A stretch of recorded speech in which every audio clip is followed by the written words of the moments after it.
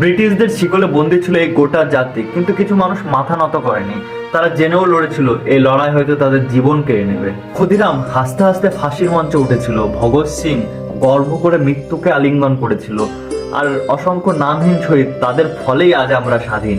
15ই August 1947 সেদিন সূর্যের সঙ্গে আকাশে উঠেছিল ভারতীয় পতাকা, বন্দে মাতরম ধ্বনিতে কেঁপে উঠেছিল এই গোটা দেশ। কিন্তু বন্ধুরা, স্বাধীনতা মানে শুধু শত্রুকে হারানো নয়, স্বাধীনতা মানে নিজের দেশকে গড়ে তোলার দায়িত্ব নেওয়া। আজ আমাদের হাতে বই আছে, ভোট আছে, স্বপ্ন আছে, কিন্তু এই স্বপ্ন যেন অপূর্ণ না থাকে, তার জন্য চাই ঐক্য, সততা আর ভালোবাসা। আমাদের পার্থক্য থাকতে পারে ভাষায়, ধর্মে, সংস্কৃতিতে, কিন্তু আমরা সবাই একটা পরিচয়ই বাঁধা, আমরা ভারতীয়।